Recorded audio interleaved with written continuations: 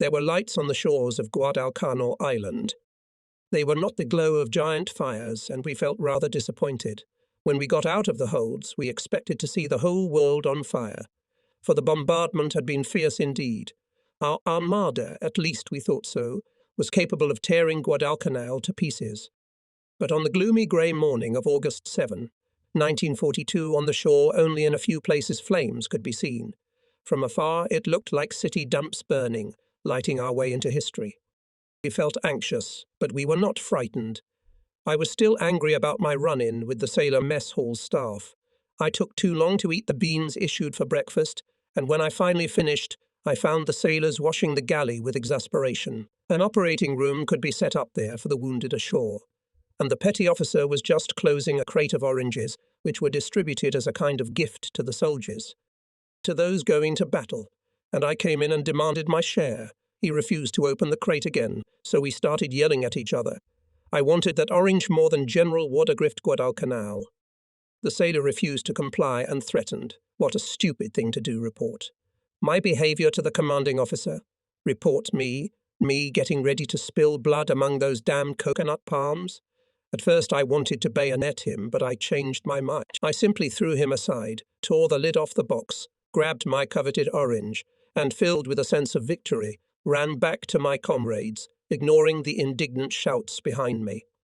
I was still as hot with anger as the coast of Guadalcanal when old Guppy shouted, "A first platoon, aboard! Drop the nets!" The George FIT tumbled smoothly over the waves. The nets swayed, tapping against the metal plating. The muzzle of my rifle caught my helmet and knocked it over my eyes, and far below we could see the Higginses, now cresting the waves and then falling into the troughs. They were waiting for us.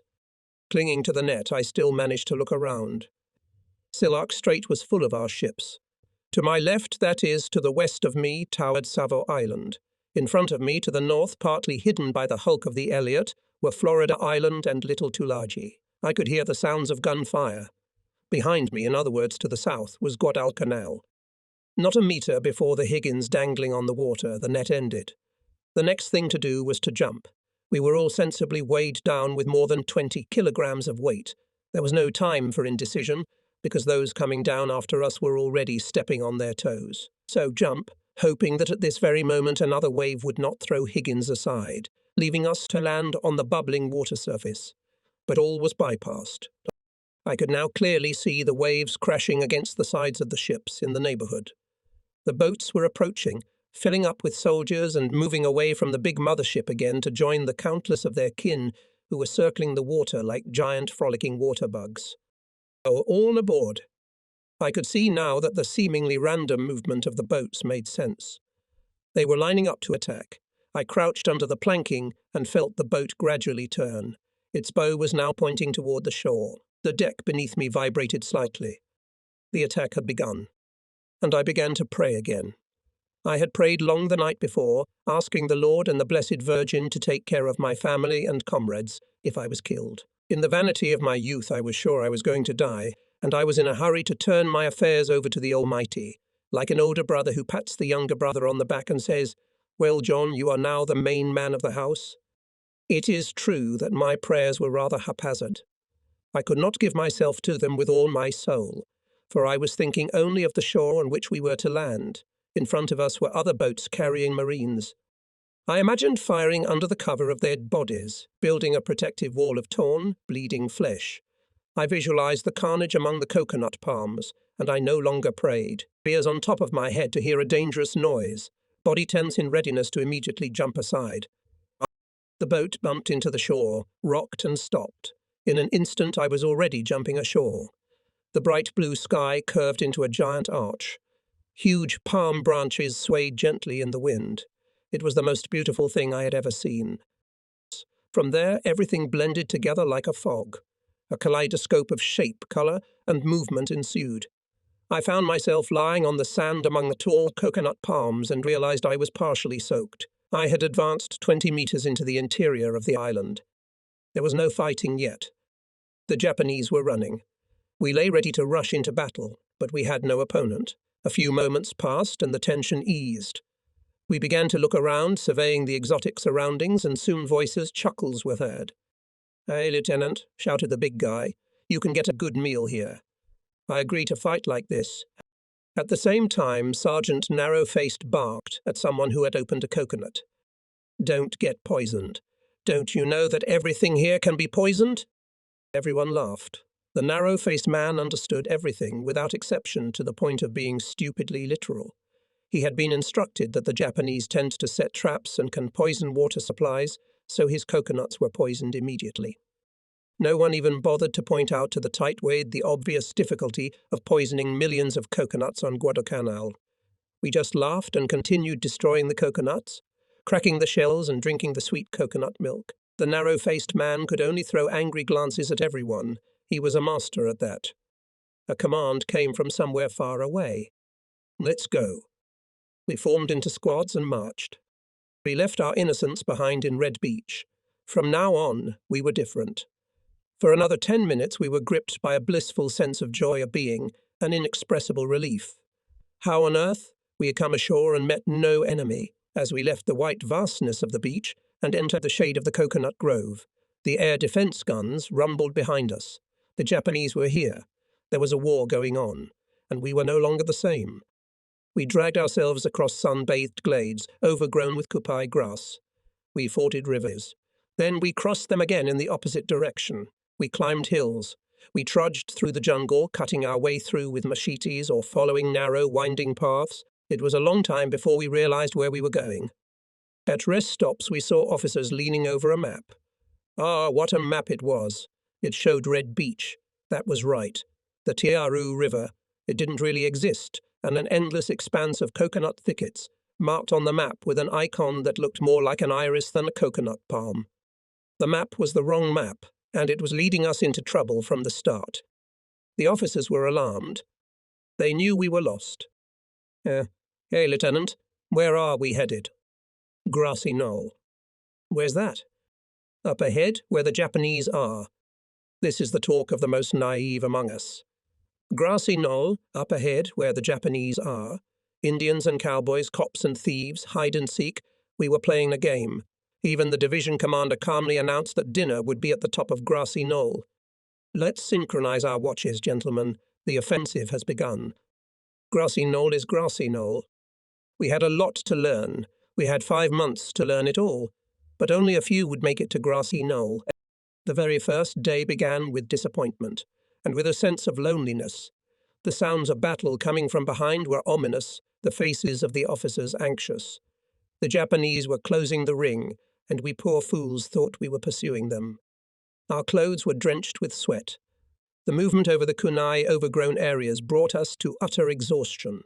Now, as we entered the moist coolness of the rainforest, our sweat-soaked clothes clung to our heated bodies, gripping them with cool tenacity.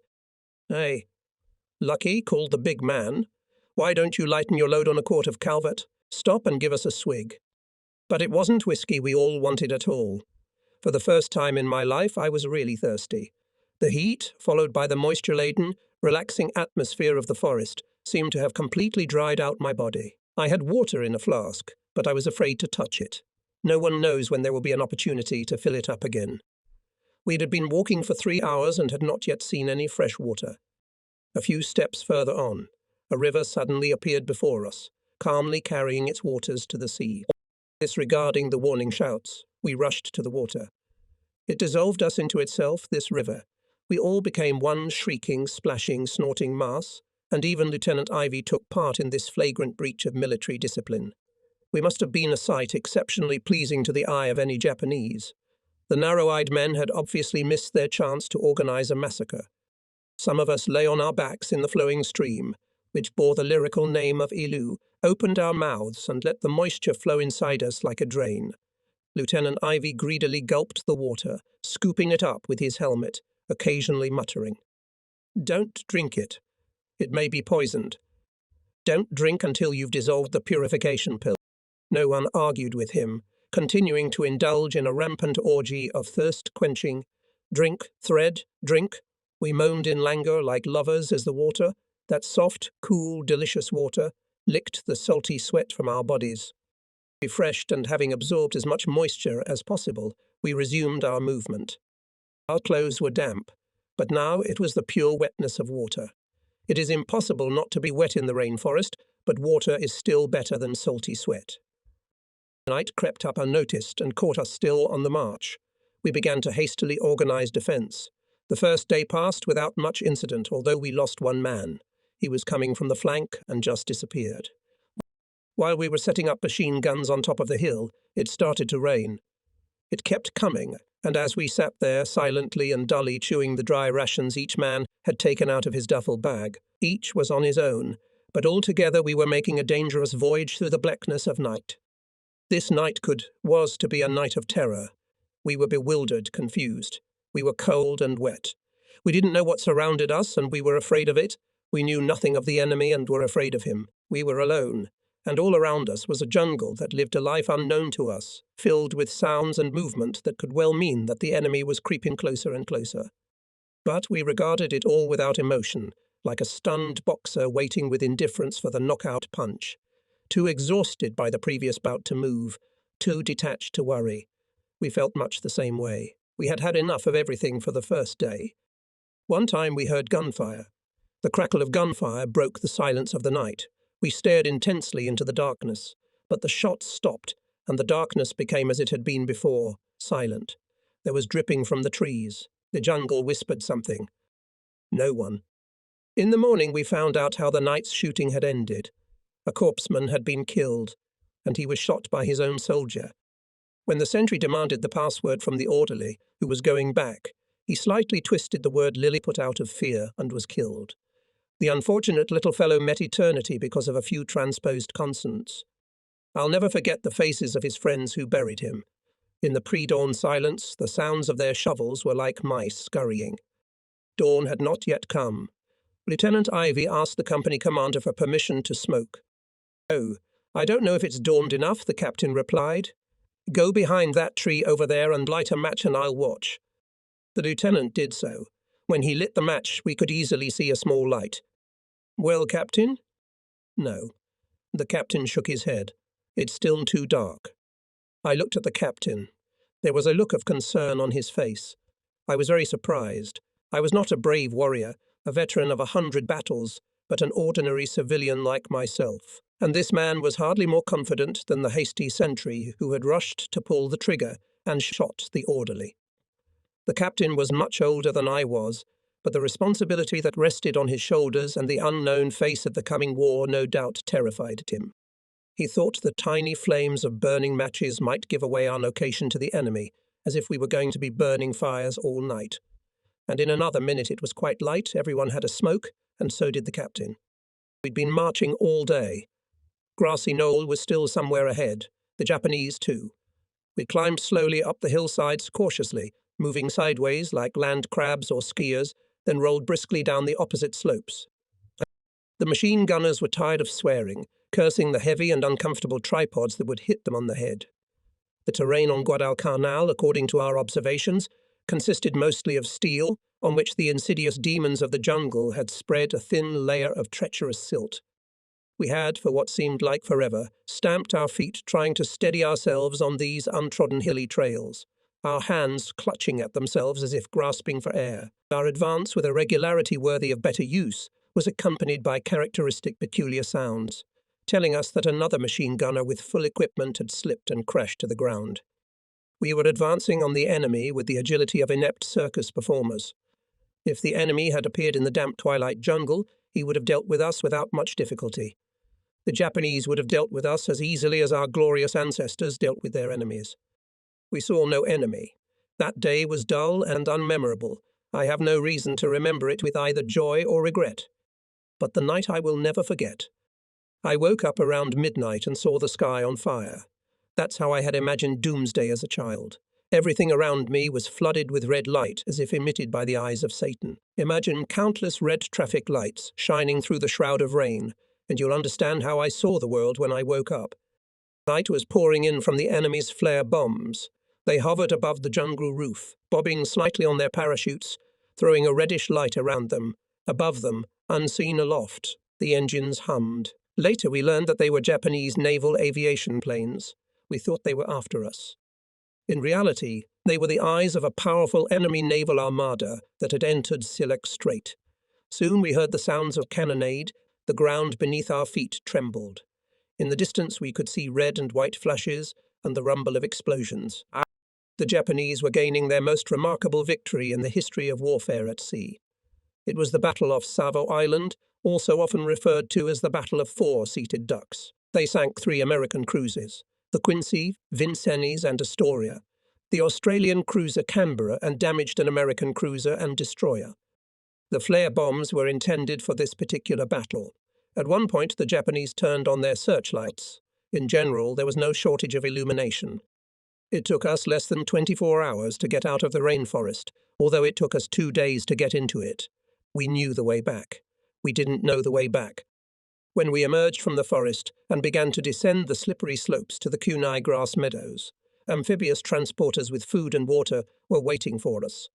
Hohatun walked just in front of me. He slipped and slid down the last section of the slope, with the vicious tripod hitting him on the head. He got up and kicked it. Then he cursed. Angry, he swore with relish. Leaning over, he grabbed the tripod as if it were a living thing and he were holding it by the throat, his hands tensed as if he were trying to strangle it. The heavy, hard thing that at that moment concentrated all the unpleasantness. The frustration, hunger, thirst, dampness, and excitement of the last 2 days. Then he flung it away. The tripod sailed through the air and landed in a belligerently protruding clump of kupai. Chuckles sat down and smoked. Other soldiers were coming down the hill, soiled from head to toe, exhausted, dragging their heavy burdens with little resemblance to the brave Marines. Fresh water and dry rations made things better. Having filled our flasks and bellies and smoked to our heart's content, we were again ready for great accomplishments. We reached the shore at dusk. We saw the mangled and smoking wrecks of ships and the absolutely empty water between Guadalcanal and Florida Island. Our fleet was gone. Gone. We stayed behind. More and more columns of men marched along the shore. Their footsteps on the sand could hardly be heard.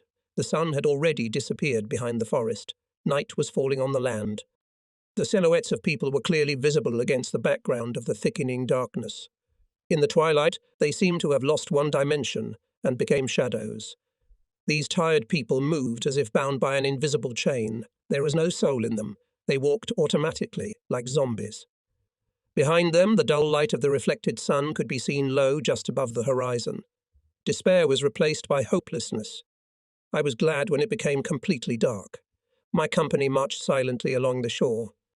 We took up a defensive position. We hastily set up firing points and turned our barrels toward the sea.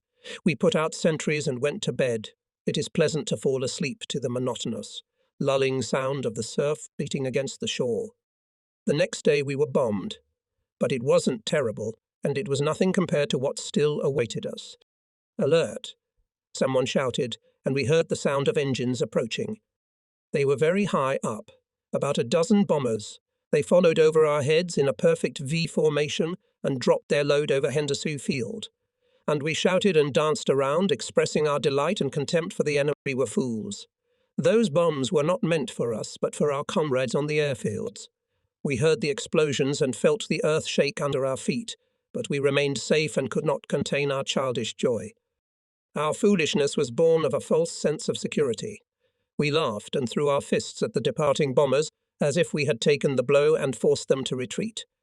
Yes, we had a lot to learn. And then we found a Japanese warehouse. It was located not far from where we were stationed on the beach. There were crates of excellent Japanese beer, bottles of much stronger drinks neatly packed in straw skirts. Soon the dirt road parallel to the shoreline became the Eastern Freeway, with grinning Marines carrying a nice load. There was food in the warehouse, too. Flour, rice, and small cans of fish heads.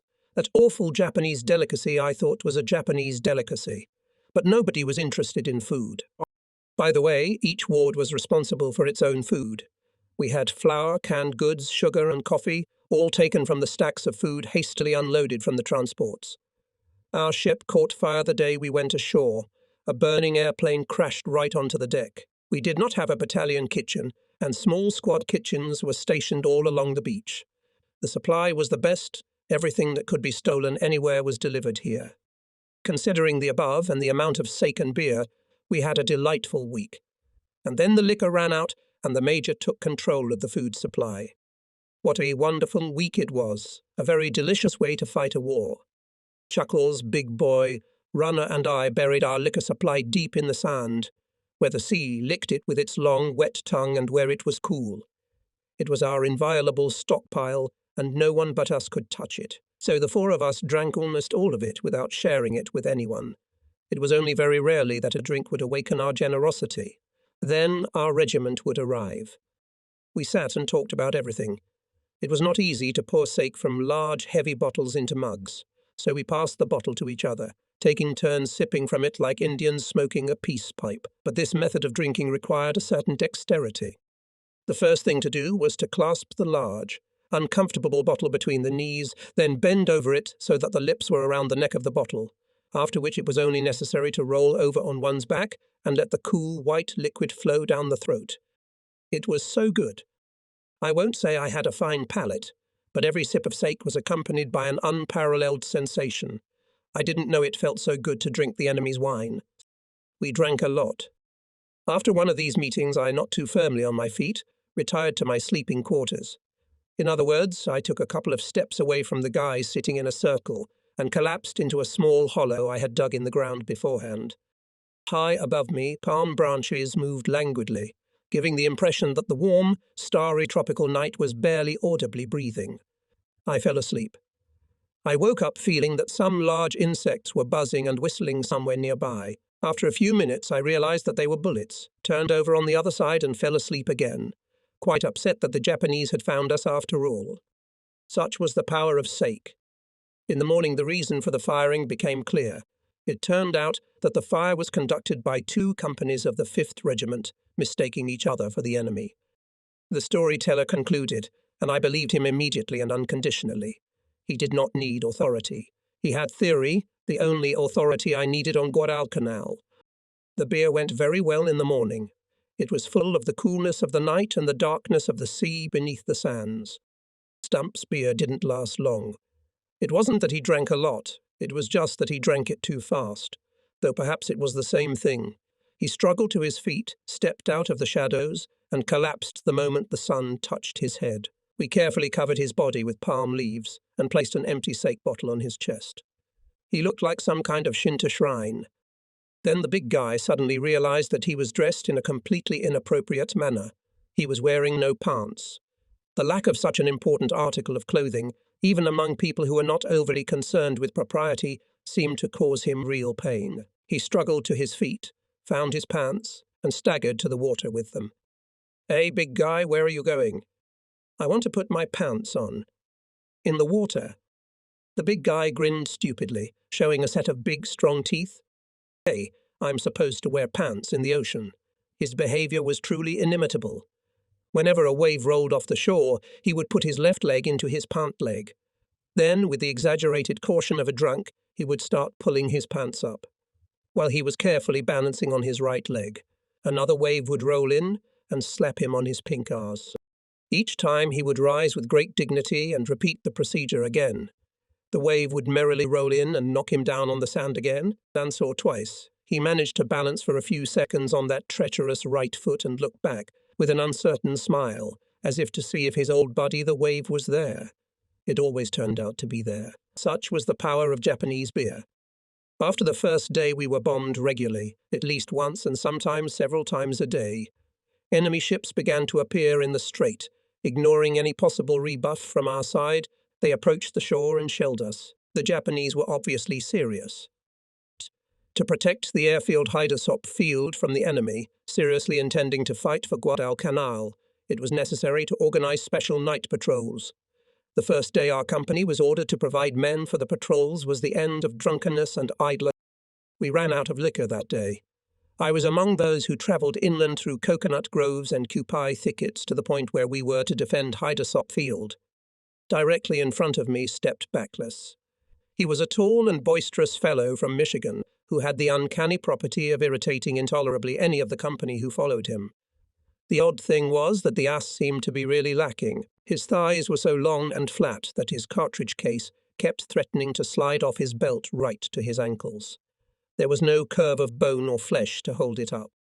Necklace marched without bending the knees of his abnormally long and thin, matchstick-like legs, and what was most annoying was that, where his pants were supposed to bulge out, hugging the bulges of his buttocks, they seemed to even fall inward. And if you add to this a thin, even, perhaps, squeaky girl's voice, you can imagine why the one who was lucky enough to be in line behind this man very quickly came to a frenzy. Personally, it was with great difficulty that I was able to restrain myself from poking Bezodogo with a bayonet in the place where a normal man's ass should be. That day we bayoneted him and walked through the Kupai toward the forest, behind which the round red sun had just fallen. Corporal Gladkolitsi was pacing behind Bezodogo. Smooth-faced was drunk. He had finished the rest of the sake. He was walking slightly swaying and seemed quite content with life, when suddenly he lowered his rifle, with a shriek rushed at Bezodogo and poked him with his bayonet in the part below his back. At the first moment we thought that Gladkolitsi had killed him, for Bezodoy emitted a cry, which can only be the cry of a dying man. Fortunately for the soldier, the limited size of the target prevented the drunken corporal from hitting the target accurately. The bayonet pierced his pants without even scratching the flesh. The unfortunate man did not suffer at all from the sharp surface of the bayonet, but from the hard muzzle of the rifle. The smooth-faced man found it so amusing that he had to sit down to laugh. When he stood up again, the artillery battery, standing somewhere in the jungle, gave its voice. Our 75mm howitzers were firing at an unknown target. As a matter of fact, they were firing quite often, and one could never tell for sure whether they were just shooting through the territory or were firing at the enemy. But the sudden rumbling of the field batteries always got on one's nerves, even if one knew for certain that the guns were their own. The smooth-faced man bared his small, even teeth, turned his rifle in the direction of the firing, and opened fire with a beastly growl. That was the end of Corporal Gladkalikarisco's career on Guadalcanal. He was led away under guard. But he still decided to have the last word. When they put him in the back seat of the captain's jeep, he rose to his feet and with great dignity declared, "I will not ride in a captain's car." At that very moment, the jeep jumped forward and Smoothface was thrown out of the vehicle.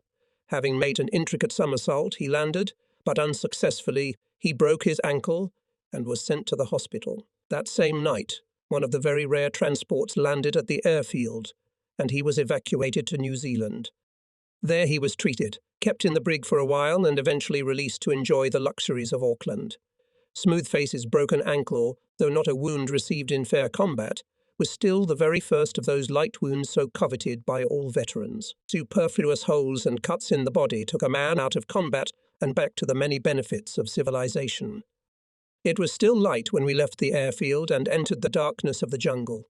It was like coming from a noisy lighted street into the solemn twilight of a church, only there was no smell of incense and no sense of closeness to the shrines. We were told to spread out with a distance of 10 meters. I don't know how many men were in the chain. I guess about 100, of which about 30 were from our company. Such things we never knew for sure. We only knew that in front of us was a dark jungle where the enemy was probably hiding, and behind us was the airfield on which the military situation on Guadalcanal depended. We set about digging single trenches in the jungle soil. It was like digging in a compost heap that had only been laid down 10,000 years ago. Underneath the top layer of rot was a thick, dark loam. We were about to finish the job when night suddenly fell upon the land, as if a giant black shadow had descended from the jungle roof to the ground. We slid into our foxholes and lay low. All we could do was wait. It was a darkness without time. It was an impenetrable darkness. To my right and left was something huge, shapeless and ugly, created by my imagination. Thank God there was no light, so I couldn't see it. I couldn't see anything at all, but I didn't dare close my eyes, lest the darkness creep up on me and suffocate me. I could only listen.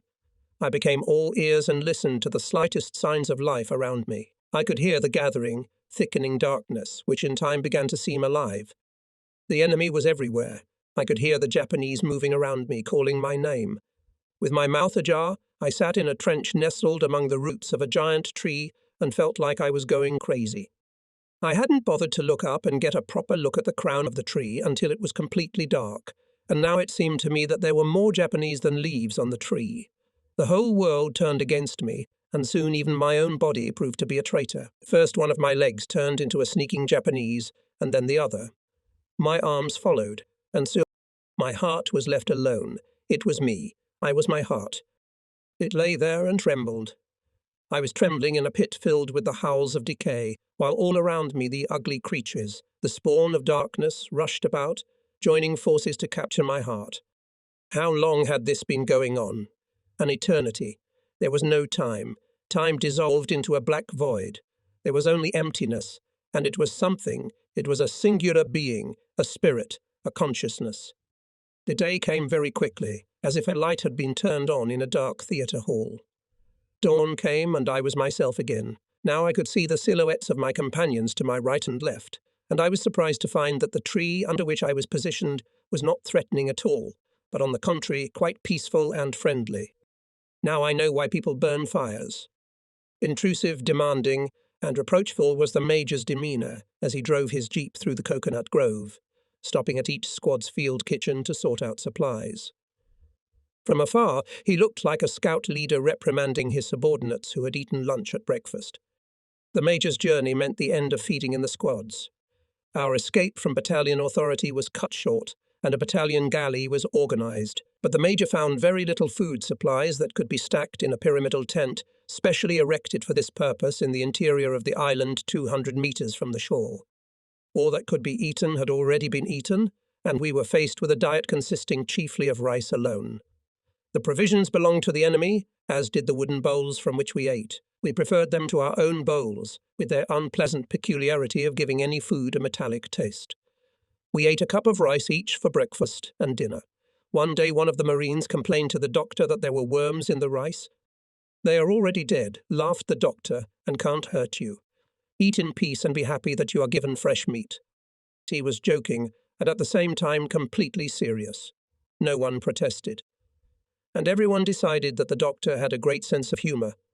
The day after we started our rice diet, the Major's extreme discretion became clear. We were ordered to move to new positions on the west bank of the Tiaru River. We were ordered to make haste. From one day to the next, the enemy was expected to appear. The Tiaru River looked green and ominous. It crawled across the flat plain like a poisonous snake.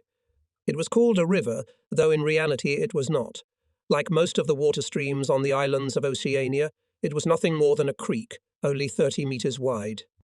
Perhaps it was not even a stream, because it did not flow always and not all the way, and rarely reached its final point, the sea.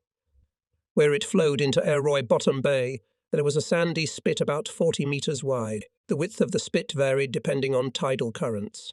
Sometimes winds and currents would cause the river level to rise, and it would creep over the spit and into the sea. Usually Tiparu was a standing marsh, with foul water and some vile vegetation floating on its surface. An ominous green, as I have said. If there are river deities, Tiparu was patronised by some very dark, malevolent. Our two platoons, one machine gunned by gentlemen and the other by chuckles, took up positions about 300 metres upstream from the sandbar. Being entrenched, we were able to observe the part of the spit that was considered enemy. The fact is that Tinaru was the front line. On our side, on the western shore, were concentrated positions of Marines. On the other bank, no man's land, coconut groves, through which enemy units would have to pass, attacking us. The Japanese would have to force the river in front of our positions or move along the sand spit on our left, which was well guarded by our men, aided by machine guns and barbed wire. They could also try to pass on our right flank, about 100 metres south of us, before turning to the narrowest section of the Tiaru, where there was a suspended wooden bridge. The firing point for the gentleman's machine gun was exceptionally well chosen. The coconut grove on the other bank was perfectly exposed. We set it up first, leaving Hosutun's machine gun and mine 20 metres downstream, protected by a single row of barbed wire stretched across the steep riverbank. We decided to set it up the next day. The gentleman's machine gun nest came out wide and deep, a 3 by 3 metre hole, 1.7 deep. We wanted the machine gunner to be able to stand while firing, and such a pit was a good cover from bombs. We worked like the damned, naked to the waist. We nevertheless sweated desperately, and still we did not manage to finish the excavation on the first day. When night fell, the excavation was mostly finished and the foundation for the machine gun was made. The next day we had to build a roof of logs. In such a half-finished fortification, we felt unprotected and therefore insecure. In the darkness, the heaps of earth we had thrown up seemed particularly ominous. But we had not yet known real battles and their suddenness. So sitting on the newly piled mounds of soft, warm earth and carefully hiding the smouldering flames of Japanese cigarettes, we had no misgivings. We just sat, smoked and talked softly. The only thing that bothered us was the darkness coming from all sides, a feeling that returned every night and disappeared at dawn. No one went to sleep. Stars appeared in the dark sky, and that was enough to keep everyone awake. Why waste time on such a bright night? Suddenly a pulsating letter V appeared in the river to our right upstream. It seemed to be moving downstream. At the low point of the V were two small, round, greenish lights placed near each other. Jaw Nuts whistled and unloaded his rifle into this something. To our right a cannonade began. It was the Marines of Company G firing at the letter V. The bullets slammed soundly into the water. The strange letter V disappeared. The stars disappeared, and the night became pitch black again. The men began to prepare for sleep, wrapped themselves in cloaks and lay down on the ground a few meters from the pit. Hohotun and I remained on watch. Lights are flickering. Swaying lights flashed across the river in the coconut grove. Lanterns or searchlights. There was also, from the sound of it, a truck passing somewhere. Something was clearly going on there. The sight, I must admit, was fantastic. Who knows, maybe we were about to wake up and see a ready-made railroad station on the other side of the swamp, proudly called a river. Coconut Grove was a no-man's land. The enemy might be there, but from experience in jungle warfare, it was safe to say that only a suicidal man would make his presence known with lights and trucks. It's like yelling at the top of your voice, "We're here." Who's there? Nuhotun shouted. The darkness continued to be cut by dancing beams. Who's there? He roared. Answer me, or I'll make you. The lights went out. This was too much. No one was asleep. First the mysterious letter V in the river, and now these incomprehensible lights. We excitedly clamoured, warming our souls with the warmth of our voices. Far to the left a machine gun line sounded. They were shooting somewhere on the sand spit. Then we heard an explosion. Another. A third. They were followed by individual rifle shots.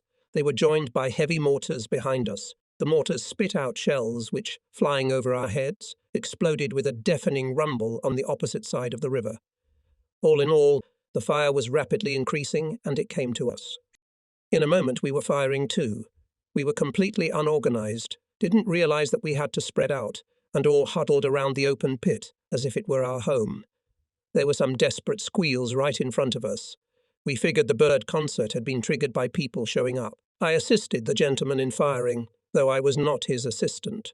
He was aiming at the opposite side of the river, convinced that the Japanese were preparing to cross it.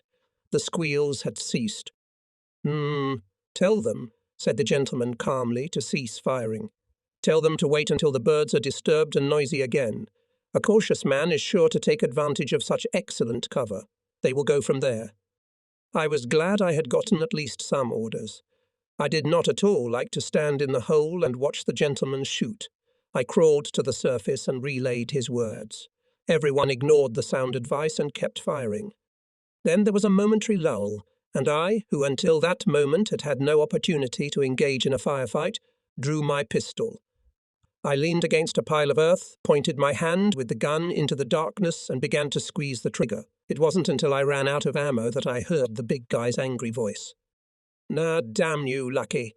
Didn't you think of anything better to do than to shoot over your comrade's ear? You might as well have blown half my head off, you Jersey dumbass. I only laughed, and Chuckles crawled closer to me and whispered, Let's get that machine gun. We crawled along the shore. It was impossible to walk. Bullets seemed to fly from all sides. Hohotun took the gunner's place, and I crouched beside him, ready to fulfill my duties as an assistant. We had enough ammunition. Long ribbons for 250 rounds were in green boxes. Hohotun fired. The machine gun broke out of his not-at-all weak hands and fell forward, pushing its nose into the mud, knocking down the flame arrestor and showering our neighbourhood with bullets. Now, damn Yellow Belly. Hohotun swore. He was cursing a very specific corporal who had assembled and set up our gun, and had done so sloppily that the tripod had fallen apart on the first shot. I slid down the slope and dragged everything back into place, clutching the machine gun parts with all my might. "He's all right," I reported to Crestfallen. His response was another shot right under my nose. They say in the heat of battle, all hell breaks loose. When it is said for the first time, it is a correct, surprisingly accurate description. When it is said for the millionth time, it wears out its meaning and suffers the fate of all good sayings. It becomes a hackneyed cliché. But within 5 minutes of the first machine gun burst, after the first enemy flare that flooded the battlefield with an unreal greenish light and died, surrendering to the onslaught of night, within the first 5 minutes after that, all hell was indeed breaking loose. Everyone was firing. The most varied calibers wove their voices together in the general cacophony of battle. But it wasn't orchestration. It wasn't a horrible and yet inexplicably beautiful symphony of death, as rearguard columnists sometimes write. Here was cacophony, dissonance, wildness, complete absence of rhythm and any boundaries, everyone firing with whatever was at hand. There was rumbling, scraping, screeching, whistling, honking, roaring, moaning and hissing. It was hell in here, and yet each weapon had its own voice, and it was strange how clearly the trained ear distinguished it, picking it out unmistakably from the mass, even though that voice was interrupted or sounded in unison with a dozen others, and even as its own machine gun spat and coughed, and danced and shook in a fit of choleric rage. The slap of mortars firing shells and the rumble of explosions, the jerky yapping of machine guns and the more frequent, harsh rattle of Browning automatic rifles, the heavy clatter of large-caliber machine guns, the whoosh of 75mm howitzers, the crackle of rifle rounds, the bits of 37mm anti-tank guns firing direct fire at the advancing enemy. All these sounds contained certain information and meant a lot to the understanding ear, even if that ear was almost deafened by the infernal noise of battle. So our ears, having become accustomed, distinguished new sounds from the general chorus of voices. The lighter pops of the Japanese rifles, the gurgling of their very high-speed automatic rifles, the hiccups of the light mortars. To our left, arcs of tracer bullets appeared over the enemy bank.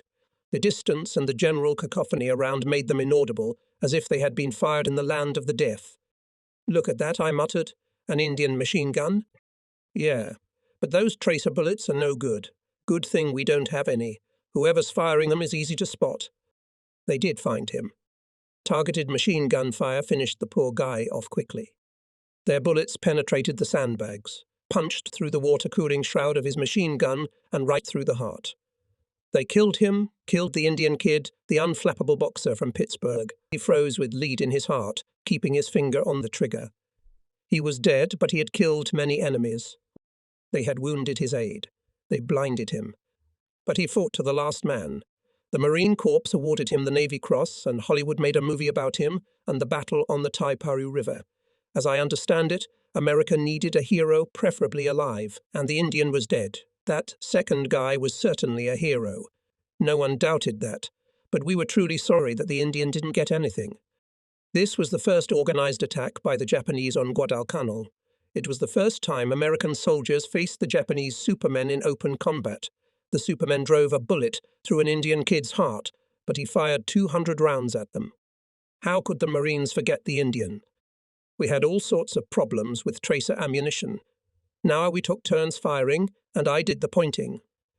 The tracer bullets were coming right at me. They came out of nowhere like they were coming out of the darkness of the night. You couldn't see them coming. One moment they were gone, and the next they were here dancing and circling around us, bright sparks, particles of hellfire. They flew toward me, and time stood still. I'm sure there weren't many of them, maybe just a few, but time froze as I tried to dodge them. Hotun, I said, I think we'd better change positions. They're obviously taking aim. Maybe we should keep moving. Then they won't see us, and they'll think we have more guns than we do. Hotun nodded. He loosened the machine gun mounts and pulled it out of the tripod. Hotun lay down and pulled the tripod toward him. I also lay down and carefully placed the machine gun on my chest. We crawled slowly, moving like swimmers on our backs, trying to be as inconspicuous as possible. We had tried to move as silently as we had when we stole a case of beer from a diner in North Carolina. But now the noise, especially if it came at a moment's lull, could attract enemy fire from the other side of the river, if, of course, there was anyone there. The fact was that we did not know exactly where the enemy was. We heard noises, saw ogpies and fired at them. We felt shells exploding on our side, heard the whistle of bullets, but we couldn't be sure of their origin. As we crawled to a new position, there was no enemy fire. We set up the machine gun and resumed firing, orienting ourselves to the sounds on the opposite bank as before. We stayed in one place for 15 minutes, then changed position again. This is how we spent the rest of the battle, moving and firing. As dawn broke, it was as if a giant mortar had been fired. Two events coincide of our mortars and the appearance of light. We could now see that there was no sign of life in the coconut grove across from us. There were bodies, but no living enemy. But to our left, on the ocean side, we could see the remnants of the attacking Japanese units. We saw the surviving soldiers fleeing and our mortars were firing after them. We continued to fire first at the rear of the enemy, then moving them closer to our lines, thus forcing the remaining enemy to leave cover after cover, only to be immediately destroyed by our shells. We saw them darting between the trees.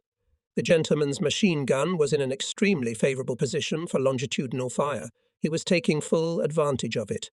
He was firing in long bursts, but we were now out of the game, very far away, on the extreme right flank.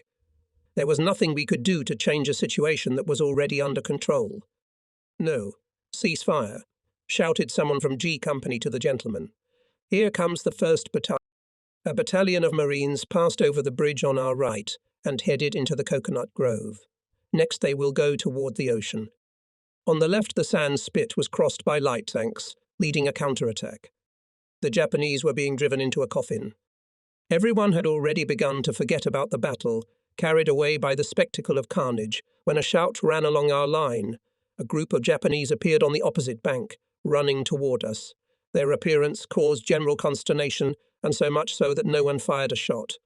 Rolling out of our stupor, we scattered to the trenches.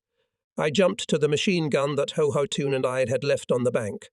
I started firing, pouring bursts of fire into the opposite bank as if I were holding a hose.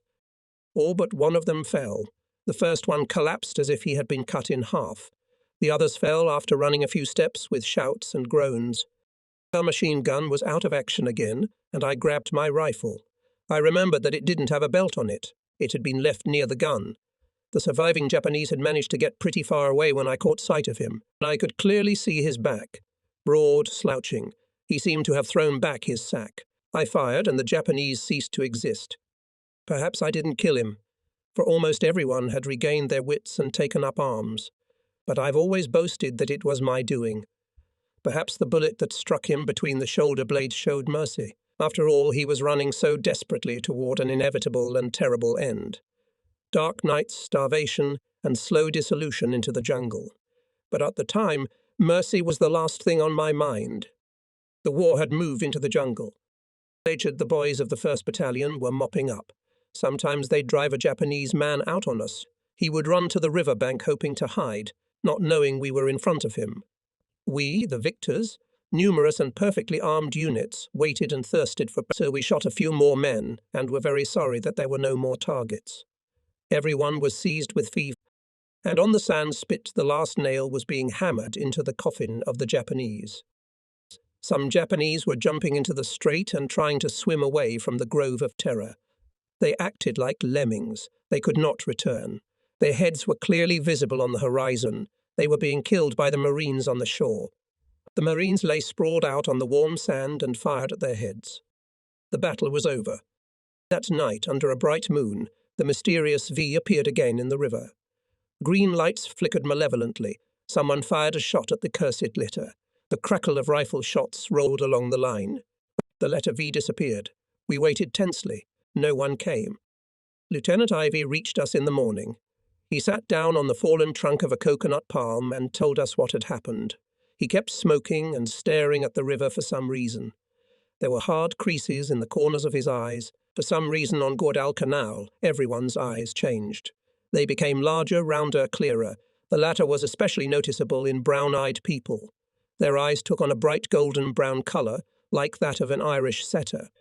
"They were trying to get through the spit," said the lieutenant. There were over 1,000 of them, and we only had one row of wire and machine guns. You should have seen the stack of them in front of Nail-Biter's machine gun. 3 bodies high, no less. They were completely out of their minds. They weren't even firing. Then he stopped and finally looked at us. We heard gunshots here. What happened? We told him. He listened, nodding, but he didn't hear anything. He was still mentally there, on the sandbar where the shrieking horde was moving. Then he gave us the figures of our losses. Company I had lost about 12 killed and more wounded. 4 or 5 dead were in our platoon as well. 2 of them were hacked to death. A group of Japanese scouts found them sleeping peacefully in a trench on the beach and chopped them to pieces. When you find out who died, it is not always immediately sad. If it is not about the closest comrades, it is difficult to feel deep feelings, crushing bitterness of loss. And now, listening to the lieutenant calling the names of the dead, I had to put a mask of inconsolable grief on my face, to dress my heart in a mourning colour, because I was shocked to look inside myself and not find grief there. And to avoid feeling like a monster, I chose to pretend to fake grief. So did everyone else. It wasn't until I heard the name of the doctor who joked about the wormy rice that I felt a piercing pain in my heart. Lieutenant Ivy stood up and, stubbornly looking into the river, spoke. "I've got to go. I've got to write these damn letters." He turned abruptly and strode away. That morning we set up a second machine gun nest, and then Big Boy and I snuck ashore. Our regiment's fire killed about 900 Japanese. Most of them were lying in heaps in front of the firing points on the sand spit, as if they were dying in large groups rather than alone. Souvenir hunters scurried between them. They moved cautiously, as if fearing unknown traps, but nevertheless did not stop ridding the dead bodies of their possessions. Ammunition had changed in warfare, and that was the only thing that distinguished the souvenir hunting marine from Hector freeing the slain Patroclus from the borrowed armour of Achilles. One of the marines was methodically pacing among the dead bodies with a pair of tongs. He had made the observation that the Japanese had a great penchant for gold teeth. He peered into each mouth. He would unclench the jaws with all the skill of an experienced Park Avenue dentist, then carefully, very carefully, lest, God forbid, he hurt himself or get infected, he would pull out anything shiny. He kept his gold teeth in a tobacco pouch that he always wore around his neck like an amulet. We called him Souvenir. The thought of him and the other trophy seekers, when I returned from the shore, had a very natural progression. I thought that beyond the river were quite undeveloped deposits of souvenirs to which I had every right to lay claim. As I shot at the Japanese running along the riverbank, I distinctly saw something gleam as the first one fell. I assumed it was the sun illuminating an officer's badge. If he really was an officer, he was bound to have a sabre, this most valuable of all possible spoils of war I set out to obtain. I climbed through the barbed wire and rolled down to the river. I left my clothes at the water's edge and, feeling like a schoolboy who had run away to swim on a warm day, slipped into the water. I had a bayonet in my teeth, a schoolboy imagining himself a bloodthirsty pirate. I swam breaststroke, but no enemy fire would have made me plunge my face into the stinking mud, which by pure misunderstanding was called a river.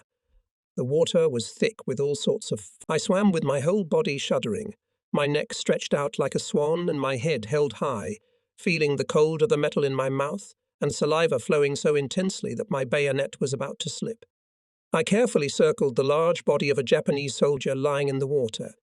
It swayed gently like a boat tied to the shore. The body was strangely bloated, but as I got closer I realized that his shirt was stuffed with rice, and his pants were loaded with it, which he had tied at the knees with straps to keep the rice from falling out.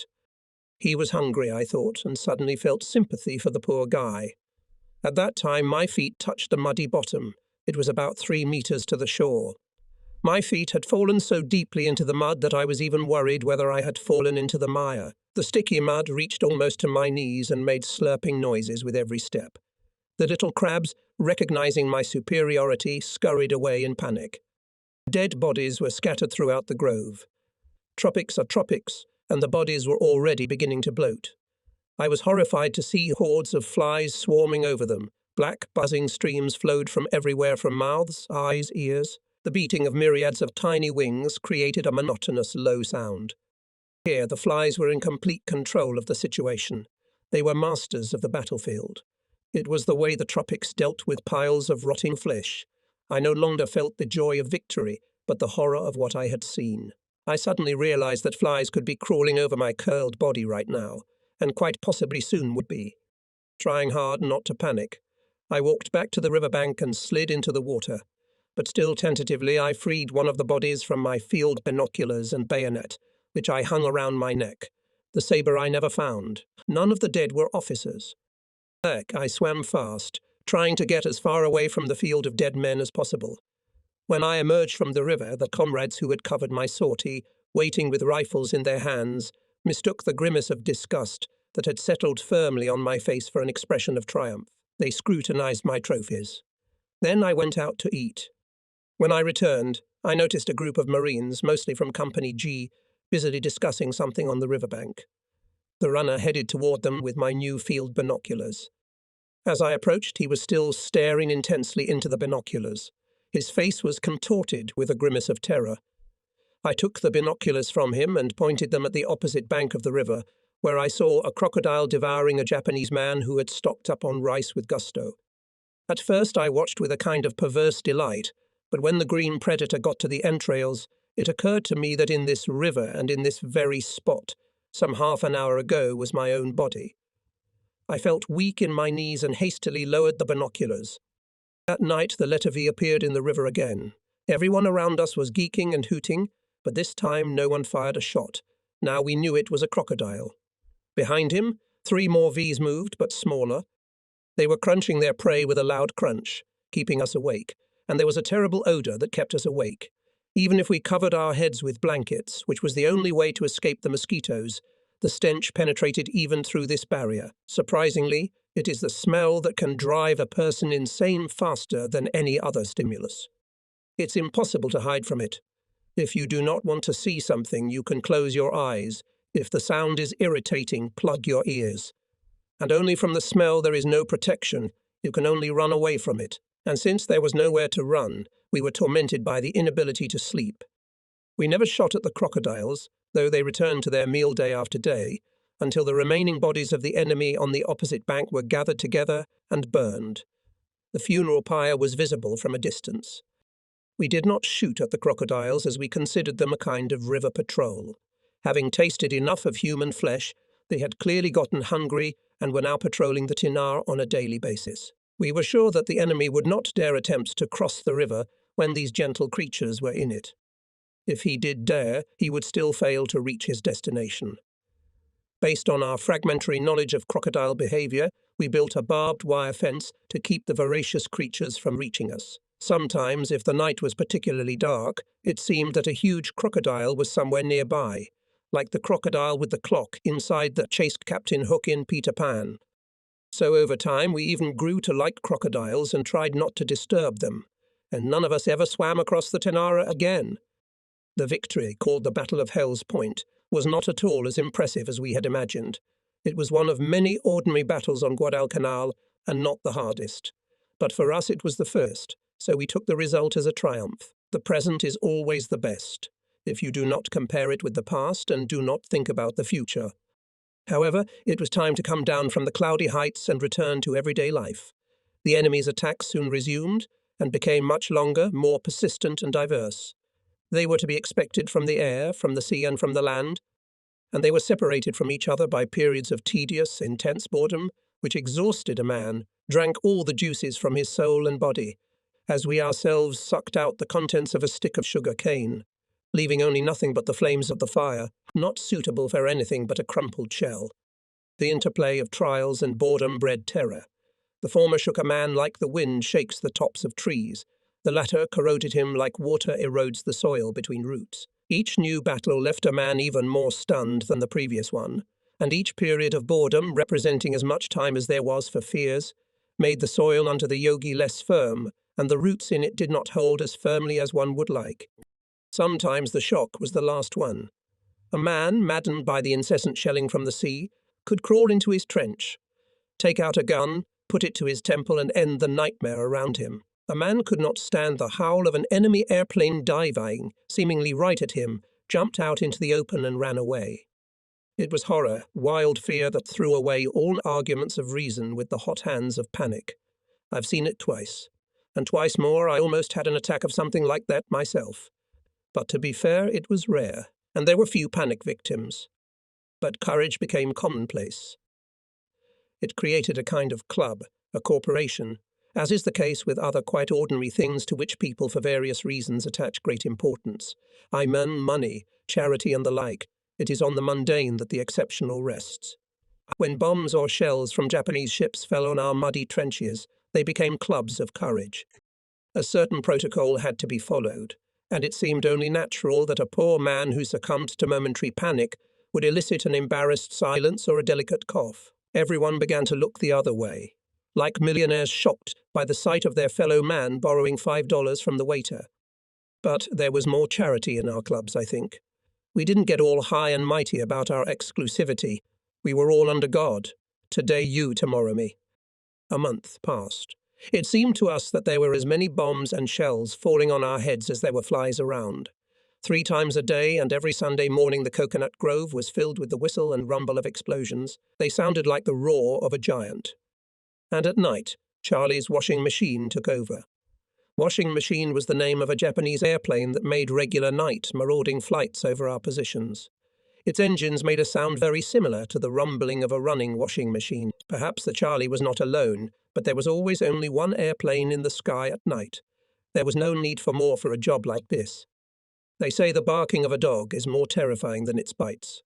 Similarly, the noise of the Charlie's engines sowed more fear than the heavy blows of the bombs. After waiting out the fall of the bombs, one could take a breath with relief, knowing that now the airplane would surely fly away. But the muffled buzzing of the washing machine circling our positions with a persistence worthy of better use kept us in suspense for a long time. As long as Charlie wanted, or could, only at dawn he would fly away. At that time he could be followed by our planes, and at daylight he was no longer invisible to our air defense batteries. Charlie killed few men, but like Macbeth, he killed those who were asleep. The hardest test was always the bombardment from the sea. Enemy warships, usually cruisers, sometimes battleships, stood within range of their shells. It was impossible to see them at night, and not much easier during the day, since they were several kilometers from the coastline. Our airplanes could not get up at night to give them a decent reception. Our 75mm howitzers were as effective against them as a scarecrow against a modern rifle. The enemy had everything they needed. Far out to sea we saw the flashes of heavy guns. We could hear the muffled sounds of gunfire, and through the darkness of the night, heavy shells were coming at us. The explosions made the ground shake under our feet, even if they were far enough away. Your stomach clenched as if it were clenched by a monstrous hand, and you tried to breathe, but you couldn't. That's what it feels like when a soccer player collapses heavily to the ground and the air is blown out of him. A flash, the sound of gunfire, a howl. They lower their sights. The shells are falling closer. This one's right next to them. Sandbags are falling. I don't hear a shell. They say it's the shell you can't hear. Where is he? Shit, where the hell did it go? Slash, sound, thank God it went higher. It's not ours yet. Dawn lighted the dark river a little. They're coming. The planes based on the patch behind us rise up and begin pursuit. We crawl out of the trenches. Someone says he is grateful for such a long night shelling. If the shelling from the sea had ceased, we could have waited for an attack on land. Someone else calls the smart man an idiot. They're having an argument. But we don't care anymore. In daylight there is nothing to worry about except the bombing, except the heat, the mosquitoes, and the rice in our stomachs. The eyes become more round. There's a distinct tendency to stare. We hated being sent out to work. We became very weak from hunger. At night we stayed in positions, and during the day we were organized into work brigades and sent to the airfield. Digging deep trenches and hauling heavy boxes made us even weaker. One day, when we were returning from work, bombers suddenly appeared in the sky. While the bombs were still falling, I flew as if on wings into a coconut grove and fell into a newly dug trench with 3 other soldiers. I was crouched at the bottom of the trench, and everything was rumbling and rumbling around me.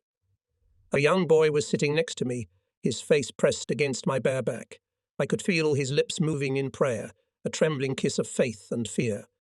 When I returned to my foxhole, The guys told me that the batch of stragglers that went in front of us, I just didn't get there in time, had been destroyed by the bombing. A lot of our guys died there. Hotun became a corporal. He was awarded the rank on the battlefield. Lieutenant Ivy recommended him for awarding the Silver Star for the battle at Hell Point, especially noting that our maneuver, moving the machine gun from place to place, apparently thwarted the enemy attack from the flank. The regimental commander decided that a promotion would suffice. In his presentation, Lieutenant Ivy did not mention me, although the first introduced our machine gun Hotun, but still I suggested to drag it, and Ivy knew it very well. I was very offended that I was ignored, although I tried to hide it in every possible way.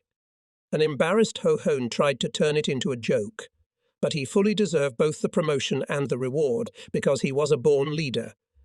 In my heart I never forgave the offence to the lieutenant, and I think it was then that my dislike for him began. Mosquito nets were delivered to us. We still slept on the ground.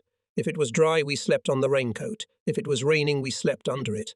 But it was easier with the nets. Now we could use the blankets for their intended purpose. To sleep on them, or to cover ourselves, but not to wrap our heads in them to protect ourselves from nasty insects. The cloak could now be rolled up to form a pillow. But the nets arrived too late. Almost everyone already had malaria.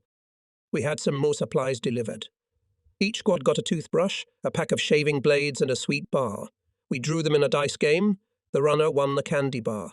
He agonized over his inability to divide it among 10 people for a long time, until we persuaded him to eat it himself. To do this, he got out of sight and hid in some bushes.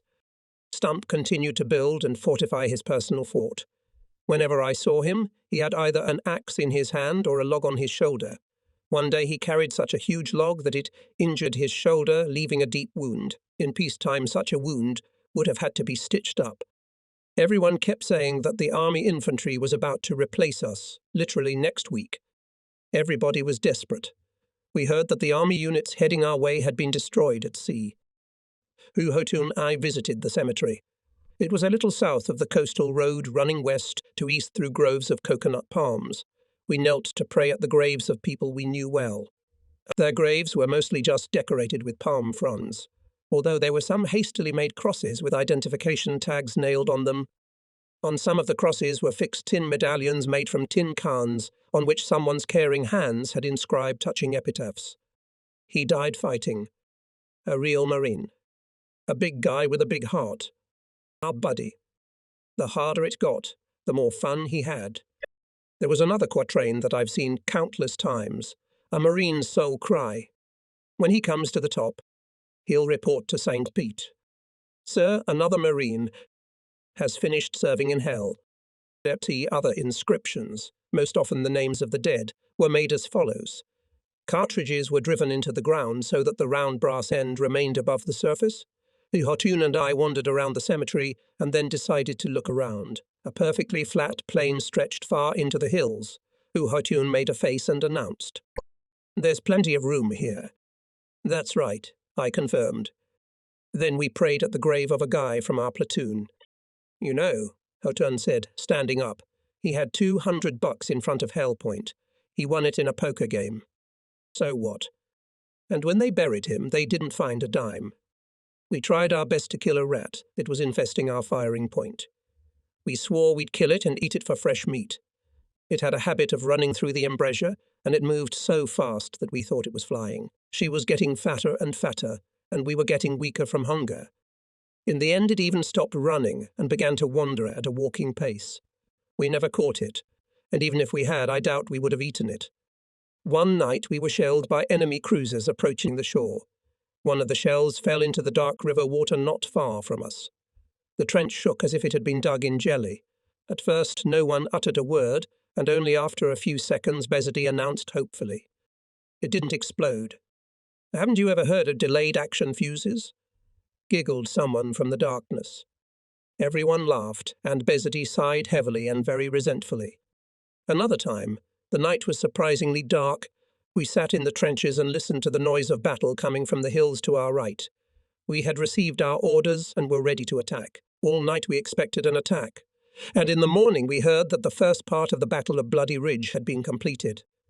The Japanese had been driven back. When night fell, the fighting resumed, and we scattered again in the dark trenches and waited. This time no rifle shots were heard, only artillery. We sincerely hoped it was ours. We carefully looked for any signs of the enemy in front of our positions, and sometimes for this purpose we even got out of the trench and crawled to the bank of the river. We could see better from there. Somewhere there, in the darkness of the night, a battle was going on. Our artillery was now shelling our own positions, abandoned by the Marines and occupied by the enemy. The sight of the barrage, the rampart of fire, was more than impressive. I was pretty far away, but my teeth were getting dusty. The morning was a real blessing.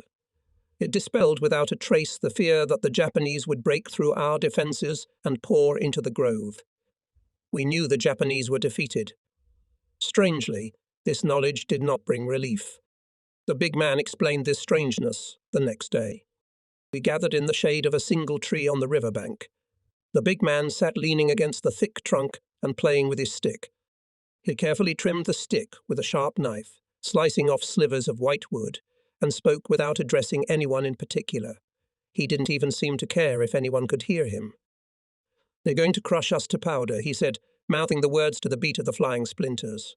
"They attacked the pilots last night, and then it will be our turn. We'll beat them, of course. Our boys are beating them so far, but we lose men every time we do. After every battle, there's a couple of 100 men in the ground. They have casualties too, but they don't care. Their lives are cheap. There are too many of them." He waved a neatly trimmed stick. "They have many sticks, and we have only one. A guy from the 5th came by today and said the Japanese unloaded 2 more troop transports at Kokuma. They are slowly but surely grinding us down. Every day we lose 10 to 20 men to bombing. Every night Charlie's washing machine takes a few lives too. When they bombard us from the sea again, there will probably be very few of us left. And they have everything they need to get what they want." He went on, and then he swore because his knife had hit a hard knot, if only because we have nothing. We don't have ships. We don't have airplanes, except for a few Gramaps, which most of the time can't take off because we don't have fuel either. They have ships, they have airplanes, and they seem to have plenty of time. So I'm telling you for sure. At this point the knife went too deep and the stick broke. Soon there will be nothing left of us here. Hothun decided to reduce the conversation to a joke. "What's your problem? We seem to be doing fine so far. What do you want? Go back to civilization and get in a long line for war bonds? What do you miss? Bird milk?" "Don't be an ass, Chuckles. I'm not kidding. They're going to wipe us all out sooner or later." "I don't want bird's milk," said the runner. "I want beer. Cold beer in a tall, thin glass. Carling's Black Label." The big guy stood up, looked at us angrily, and without a word stepped aside. He slowly walked away, and we sat there in silence. We felt like theology students whose professor had urgently taken a leave of absence, presenting us with the most convincing evidence that there was no God. We believed in victory. There was no question about it. No one thought of defeat. There would be victory, that was certain. Another question is whether it will be easy or difficult, quick or prolonged, but it will be. And then the big guy suddenly came out and decided to show us the other side of the coin, defeat. What we heard shocked us. From then on, we began to understand what acceptable casualties are. All armies know what an acceptable loss is.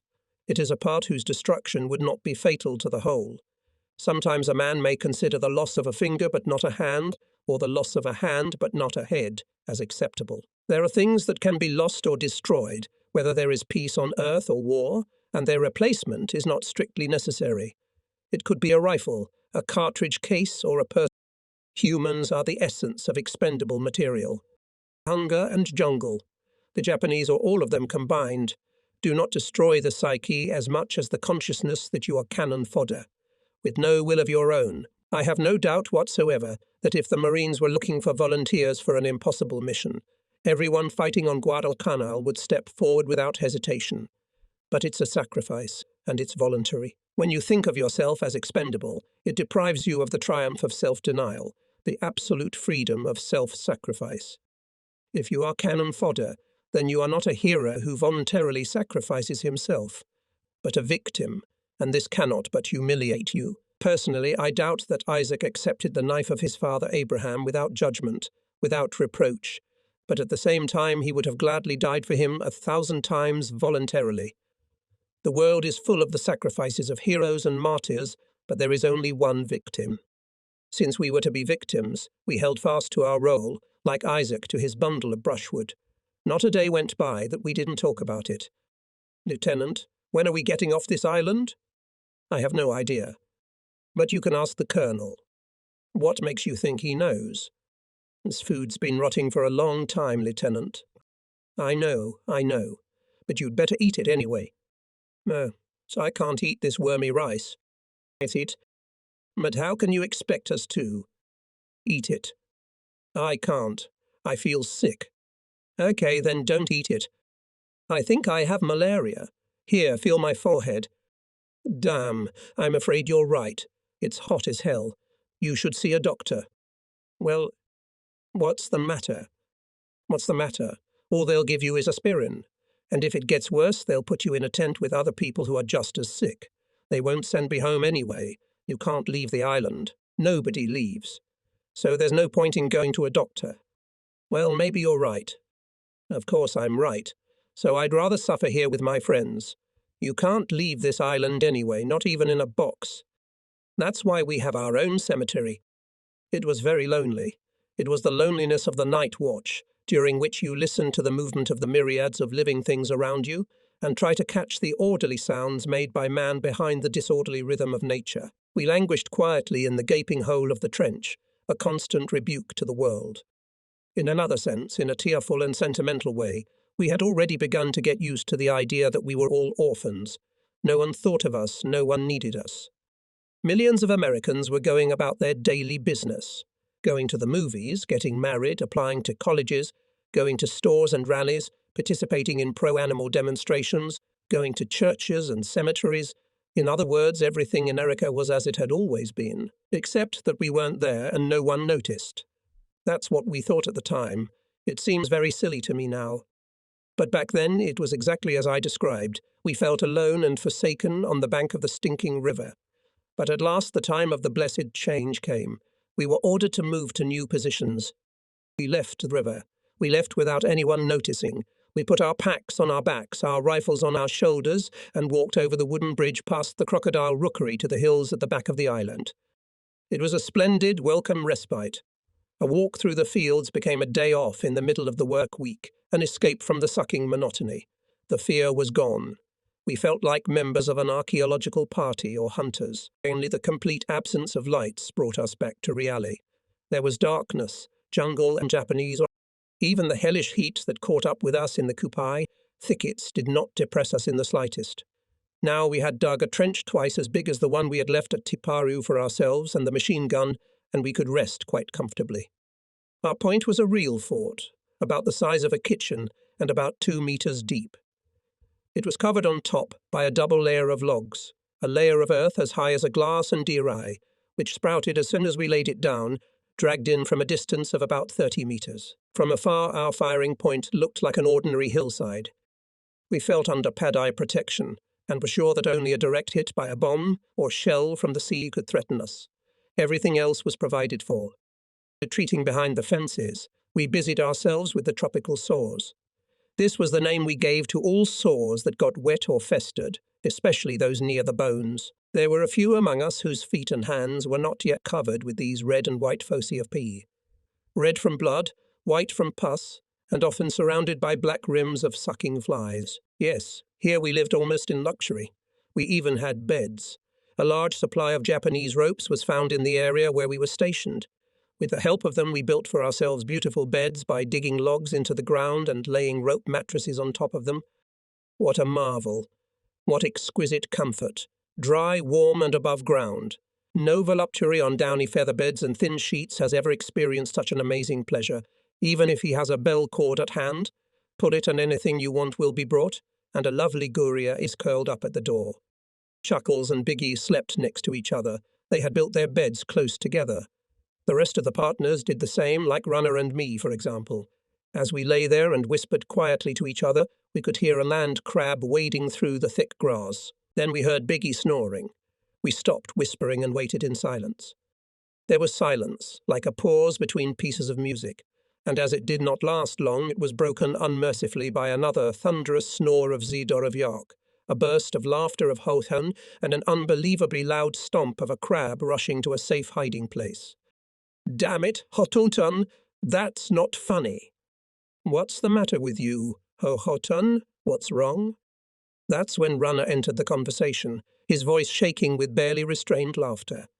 "Hey, it's the crab again. Biggie's personal crab. He crawled through the barbed wire again and pinched Zoroviak's ass." Big Guy's response must have shocked the chaste knight. Another burst of laughter softened the offence and proved so infectious that even the big guy couldn't stay away and was soon laughing along with everyone else. What fear can we talk about? Our pilots fought in spite of the obvious superiority of the enemy in the air. Short aerial skirmishes over Hepterson Field were fought almost daily, and since we were in close proximity, everything happened, you might say, over our heads. But our fear of enemy planes was so strong that we did not crawl out of our shelters while bomb explosions or volleys of anti-aircraft batteries were still heard somewhere. Only Swordman continued to persistently marvel at the exhilarating show. During the raids, he sat on the roof of our trench and watched the events unfold with all his eyes like a child in a circus, without hiding. Even if the bombs were bursting dangerously close to us, he supplied us with detailed descriptions of the progress of the battle. "Wow, guys, one's going down." At the same time, we heard the rumble of a rapidly approaching airplane. Then came a heavy thud. "Wow, that's at least 200 kilograms. Hey, Chuckles, Lucky, come up here. You're gonna miss the best part."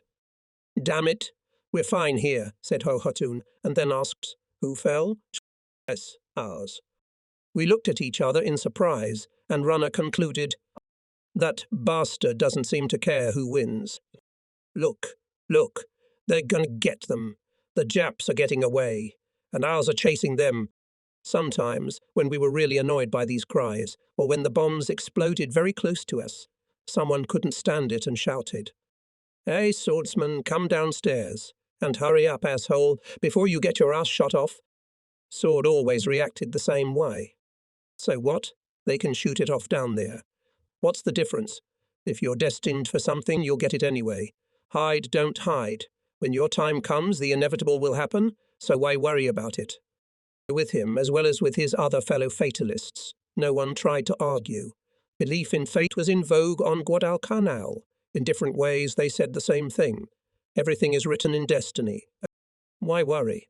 You'll be gone when it's your time anyway. Poor Billy. But you can't escape your fate. Oh boy, it's gone. I was beginning to think it was my time. You can't argue with fatalists. You can argue your position all you want, but people like Swordface will still be walking around under bombs. Tell them that they are disbelievers at heart, claiming that each person only leaves when they are meant to, no sooner and no later. Affirm that they themselves, by their own stupid stubbornness, choose their own time, with their own hands pull the paper with their name on it out of the hat. In other words, they are their own executioners. Remind them that even if they want to believe in fatalism, contrary to common sense, they must have a choice. Even the lack of choice must be chosen. Arguments like this are a great way to kill time while bombs are falling all around, and Swordman, the annoying fatalist to one and all, sits alone at the top. Bloody idiot. On a particularly hot afternoon, I climbed out of the trench and collapsed on the grass in the shade of a stunted bush for a nap. I woke up to the ground shaking beneath me. I woke up sweating with fear. The ground was shaking.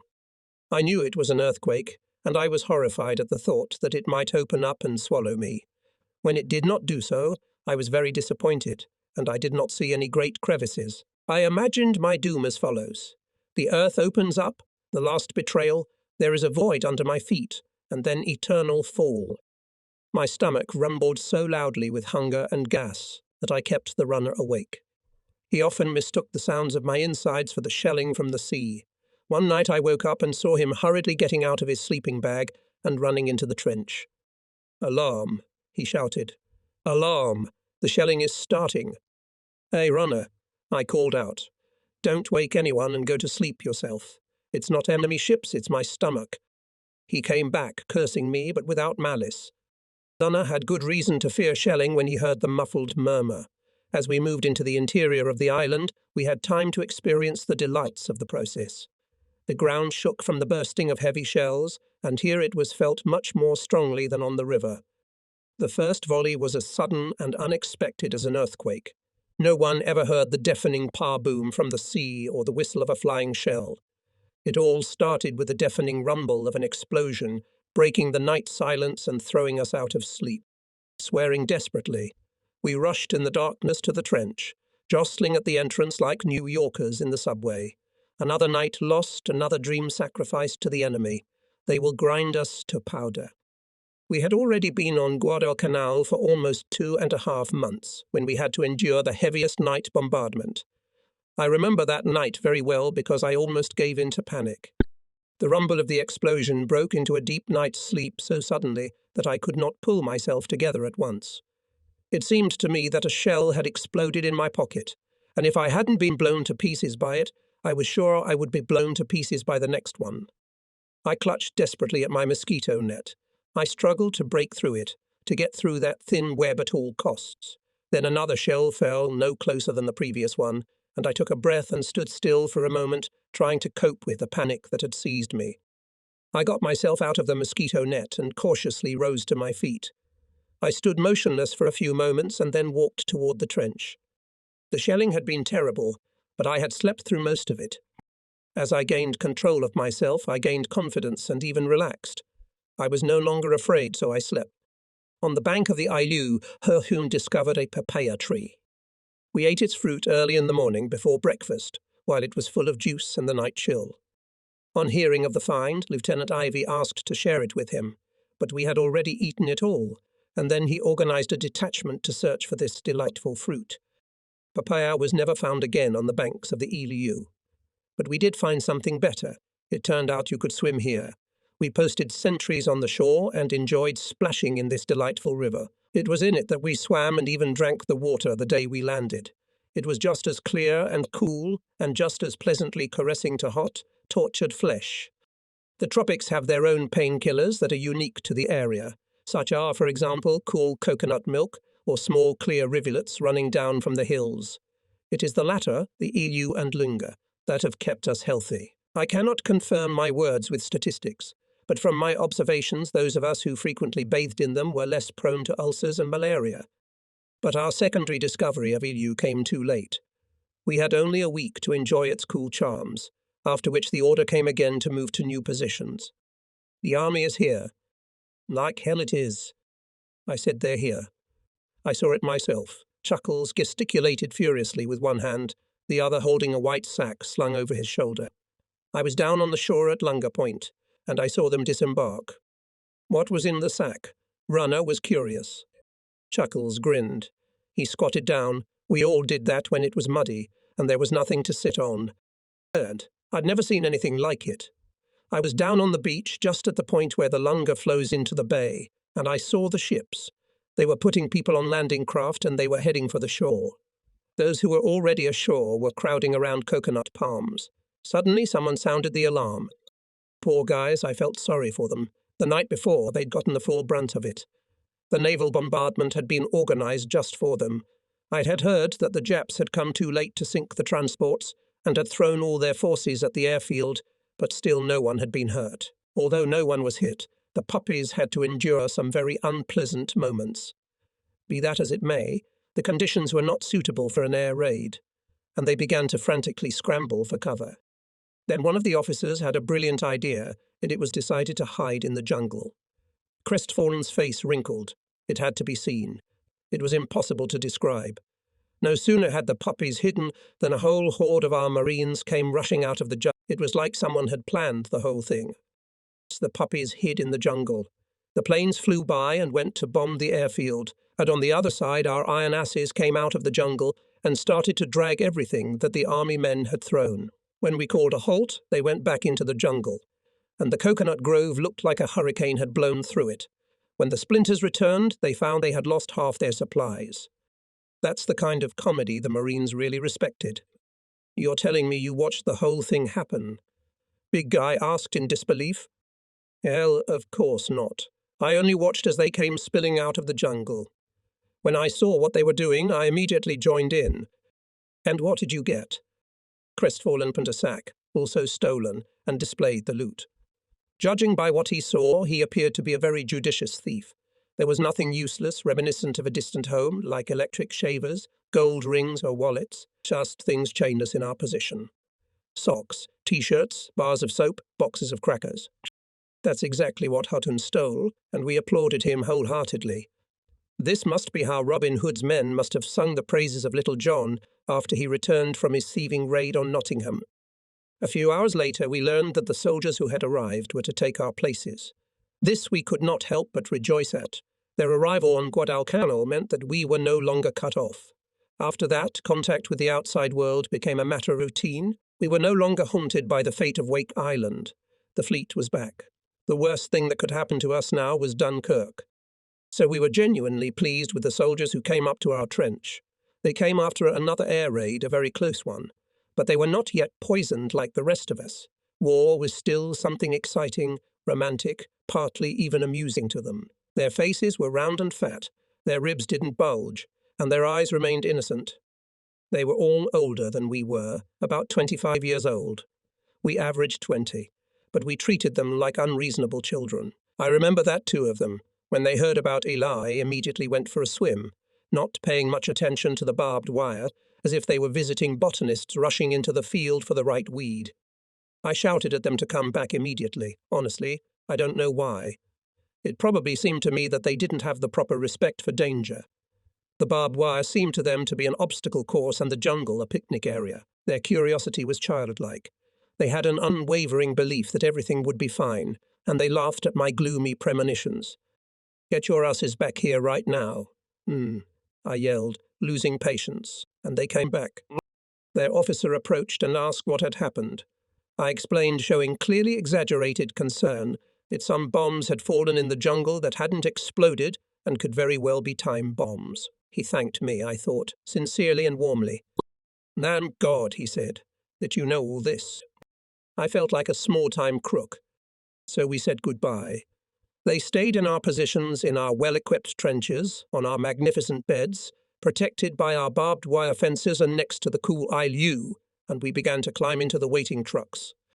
We had already had our time on the sandy ocean shore by the silted-up river in the thickets of the Kupai. Now we had to familiarize ourselves with the mountain ranges. We climbed higher and higher, the road on which the trucks were travelling, winding its way to the top like a crawling snake. Finally, we were at the very top and were ordered to get out.